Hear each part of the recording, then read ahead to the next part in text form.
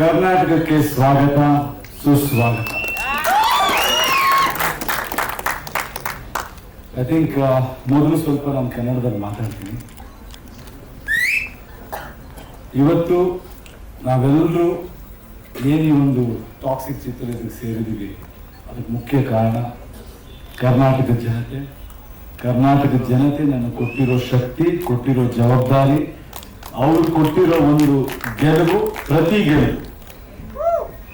ಪ್ರತಿ ಸಿನಿಮಾದಲ್ಲೂ ಅವ್ರು ನನಗೆ ಶಕ್ತಿ ಕೊಟ್ಟಾಗ್ಲೂ, ಸಿನಿಮಾ ಹಿಟ್ ಮಾಡಿದಾಗ್ಲೂ ನನ್ನ ತಲೆಯಲ್ಲಿ ಒಂದೇ ವಿಷಯ ಓಡ್ತಾ ಇದ್ದಿದ್ದು, ಅದು ನನ್ನ ಅಚೀವ್ಮೆಂಟ್ ಅಲ್ಲ, ಹೋಗಿ ಕೆಲಸ ಮಾಡು ಅಂತ ಜನ ನನಗೆ ಕೊಡ್ತಿದ್ದ ಜವಾಬ್ದಾರಿ ಅಂತ ನಾನು ನಂಬಿದ್ದೀನಿ.